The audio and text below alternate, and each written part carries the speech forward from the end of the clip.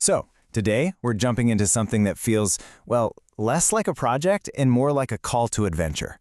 It's called the Connecting Co-Creators Initiative, and it's built on a pretty massive vision for a new kind of global community. What does that actually mean?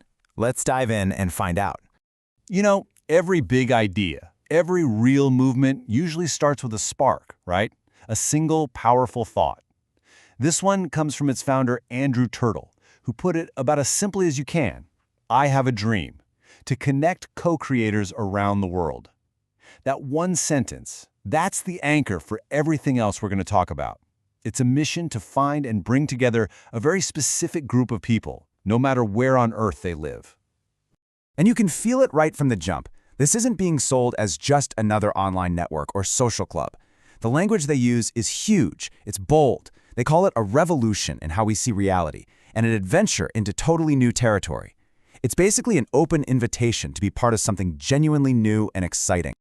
Okay, so that leads us to the big question, probably the most important one. Who exactly are these co-creators? It's a very specific term, so let's break down what it actually means. This is where things get really fascinating. You have to notice the two parts to this. A co-creator isn't just someone meditating on a mountaintop, detached from the world. Nope. They're described as people with one foot in the spiritual world, exploring higher dimensions and consciousness, and the other foot planted firmly right here on Earth, actually building and creating things in our day-to-day reality. And this phrase, architects of a new reality, that really hits the nail on the head, doesn't it? The word architects suggests a conscious, deliberate design. It means they're not just passengers along for the ride. They're actively trying to build new types of communities, new families, maybe even new technologies, all by mixing spiritual insights with real-world action. So if the co-creators are the architects, then what exactly are they building? And where are they doing all this exploring? Well, that brings us to another core idea, a concept, or maybe even a place, called the fourth level reality. And what this is all about really is building a bridge. For centuries, right, science and spirituality have often been treated like they're in completely separate, even opposite corners.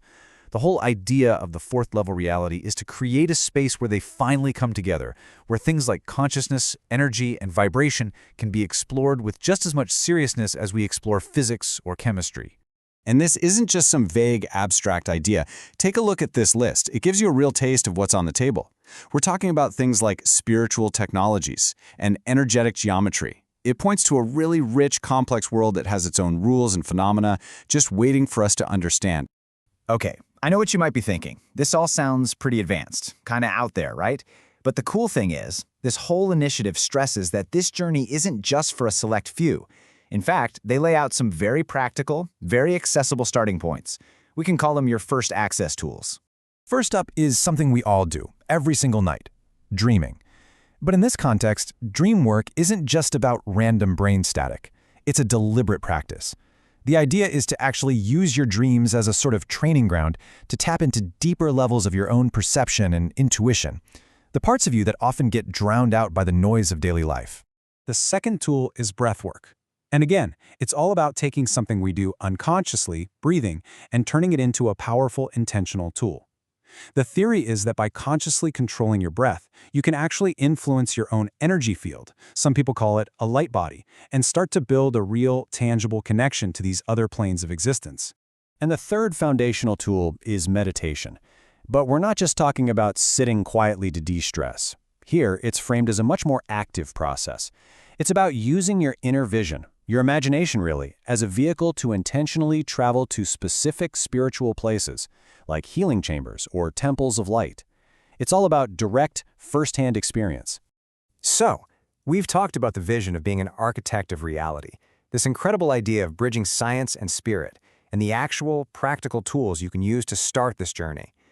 After hearing all of that, the movement really boils it down to one simple, very personal question for you. Does any of this resonate? Do you feel the call? Because, look, if the answer is yes, if you feel that little spark of recognition, then this whole thing is framed as way more than just something interesting to think about.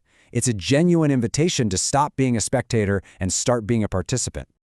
And that's really the heart of it all, isn't it? The core message is all about collaboration, about moving forward. It's a call for anyone who feels this connection to find each other, to link up, and to start the collective work of building this new reality. And it leaves us with this incredible thought.